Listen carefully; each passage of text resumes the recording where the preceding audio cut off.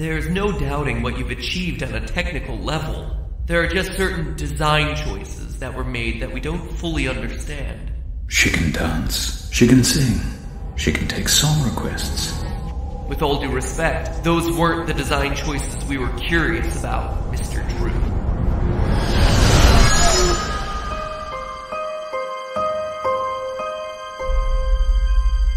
Hello, Internet! Welcome to Game Theory, the show that's waiting for the day I can do an episode proving that Bendy, our little devil darling, happens to be the same devil ruling over Cuphead's Inkwell Isle where he collects soul contracts, including that of the neighbor from Hello Neighbor. Oh yeah, and he also happened to be created by a guy named Henry, no last name given, just like some animatronics we all know and tolerate. Just saying, I did that all video games are connected theory a few years ago. The indie scene might be getting a bit closer than we all expect.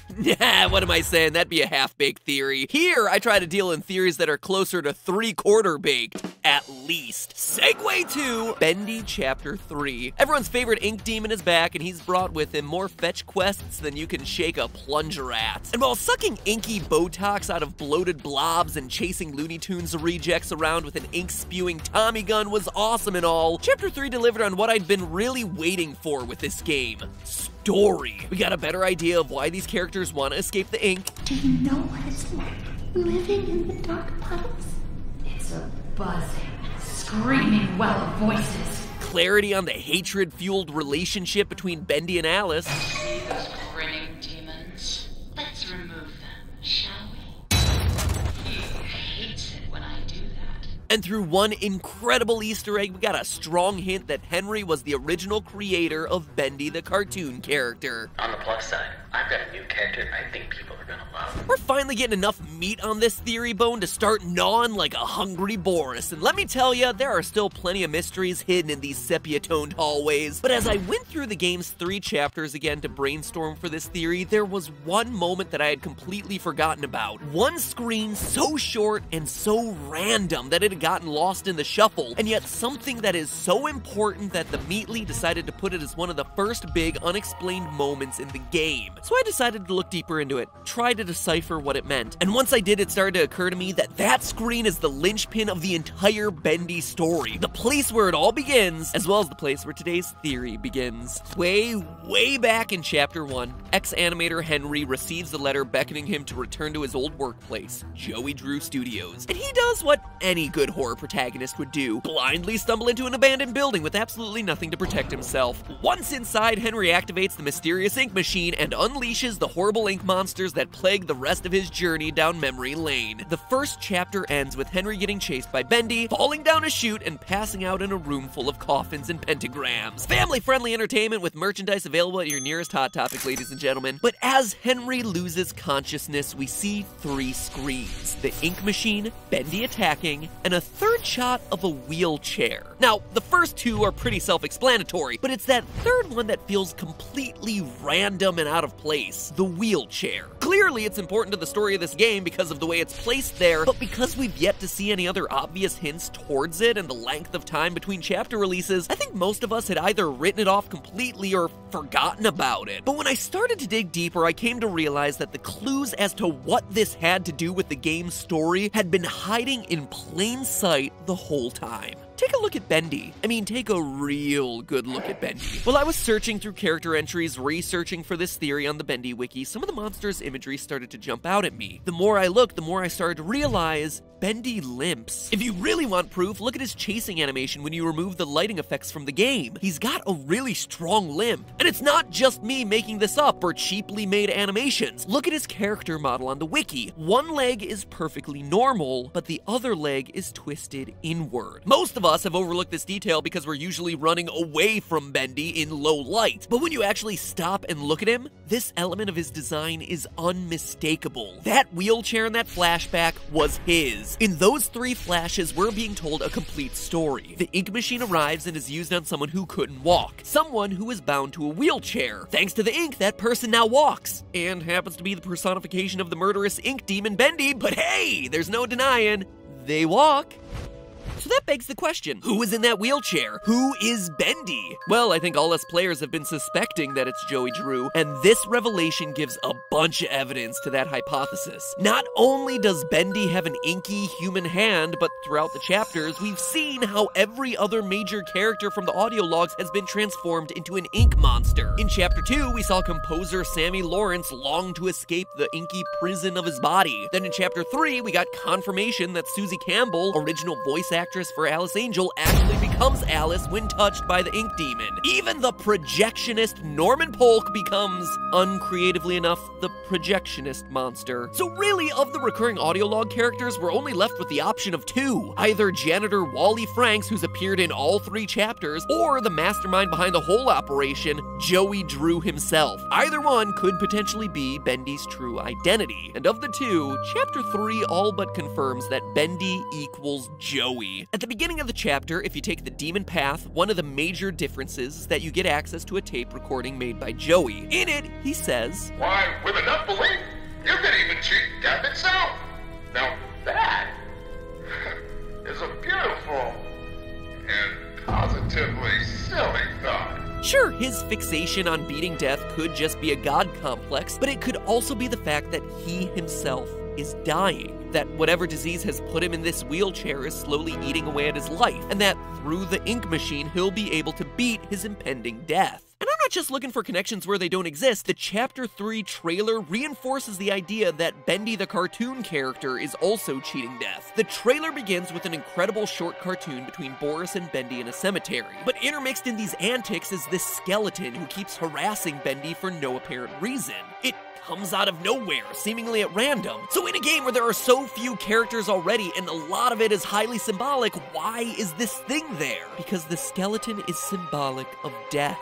Bendy is being threatened by a symbol of death. Notice what leg the skeleton grabs. It's the same one causing the Bendy monster's limp. At the end of the cartoon, Bendy is scared off by the skeleton. He is literally physically trying to escape from death. But most importantly of all, who wrote and directed this little cartoon? Joey Drew himself. This cartoon, Tombstone Picnic, is him telling his story, living with the fear of impending death, constantly being dragged down by his diseased leg. The ink machine could do what belief couldn't. Becoming one with Bendy saved his life. Which leaves us one final question then. Who is Wally Franks? Well, I guess there's technically 2 questions. Who is Wally Franks, and why aren't you subscribed to this channel yet? Before I go to answer that first question, I challenge you speed demons to hit the sub button and then let me know either Alice or Bendy in the comments before this old-timey scream countdown runs out. 3, 2, 1. Incredible work there, guys. Thank you so much for subscribing, or if you're already subscribed to the channel, thank you so much for putting up with that kind of obnoxious break. I know that these things can be frustrating, but it is, statistically speaking, the single best way for driving new subscribers to a channel at this point, and I'm really eager to get the Theorist community to 90 million subscribers before the end of the year. Wait, did I say 90 million? I meant 9 million, sorry. That was a typo. Though 90 million would be okay too, but no, let's set our sights at 9 million for now, okay? Anyway, thank you guys so much. Digression over. Now, on to the identity of Wally Franks. At this point, we know the fates of pretty much every other character. So what happened to Wally the janitor? The guy whose own motto in this game is, I'm out of here. well, I would bet you that we find out in Chapter 4 that Wally is Boris. Specifically, the perfect Boris that Alice Angel is so eager to get her hands on. And no, it's not only because of process of elimination, though sure, that helps out in a game with a limited number of characters. No, there's tons of evidence to suggest this. Even though his official title is janitor, details hidden throughout the game reveal that he's much more like the studio's mechanic. Look here at the ink machine blueprints on the wall. Even though they're for Joey Drew, underneath you can see written, "Attention Wally Franks." In other words, Wally is the one responsible for handling the installation of this machine. Additionally, in his audio logs, he laments the breaking pipes as though he's the one who's forced to fix them. Can I tell you what? If one more of these pipes burst, I'm out of here. And in Chapter 1, we learned that Joey had each one of us donate something from our workstation. We put them on these little pedestals in the break room. The 6 items donated are a gear, a Bendy doll, Joey Drew's book, an ink jar, a record, and a wrench. Of those, only the gear and wrench make any sort of sense to associate with Wally, and both of those are mechanically oriented. It's not like there's a plunger or a broom or some other stereotypical janitorial item in the mix. The reason why all of this mechanical stuff matters is what we see Boris do in Chapter 3. When the door into the factory gets stuck, Boris knows how to crawl into the vents and open the jammed door. There's no gameplay here, so it's a weird thing to just include in the story elements of the game, unless it's meant to tell us something. The act of crawling into the walls and opening a jammed door is something a mechanic working at the studio would be able to do, but that's not all. In a teaser available on GameJolt, the Meatly included an image of Boris holding a wrench, again pointing to a possible connection with the mechanic of the building, i.e. the one who installed the ink machine in the first place and dedicated their wrench to the sacrifice altar, aka Wally Franks. But the final nail in the coffin comes from the Meatly himself, who posted on Twitter shortly after the release of Chapter 2, quote, "Why would Wally leave his keys in the trash for 30 years? It's almost as if he never got a chance to go back for them," end quote, alluding to the fact that Wally Franks met with an untimely end. And in this game, we've never actually seen anyone die. They've only become infected with the ink, transforming into ink monsters or ink characters. So unless a new monster is introduced in Chapter 4, which is pretty late in the game's story to be introducing new characters, that leaves us with only one option. Wally Franks is Boris, the one human character whose fate has been left unaccounted for, becomes the one cartoon character who we don't know the origins of.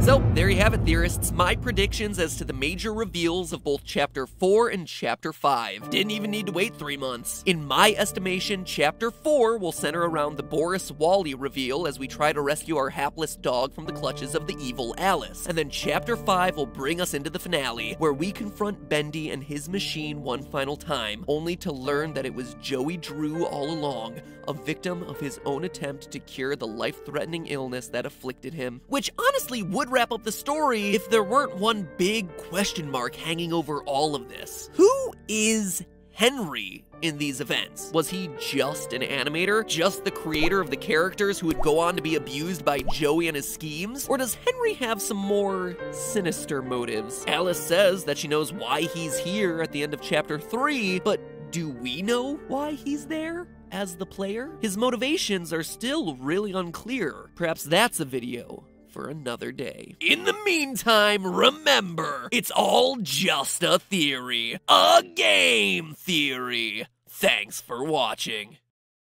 Hey, it's me, Bendy, telling you to subscribe to The Game Theorist for more awesome theories about me and my game. And if you want to see MatPat in a musical number inspired by my incredible ink machine, well, click the box to the right. Or if you missed the first theory on Bendy, then click the box to the left. Now, if you'll excuse me, I need to prepare for Chapter 4. See you next time!